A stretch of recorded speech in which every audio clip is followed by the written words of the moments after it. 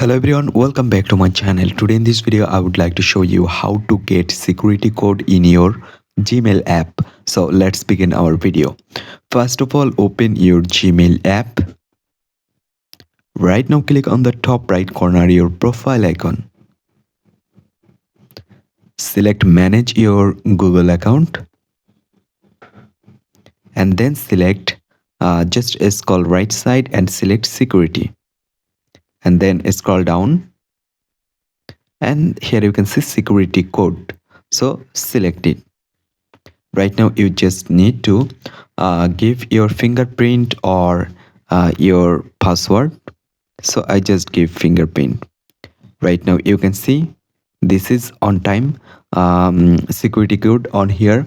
There have two security code. You can use any security code.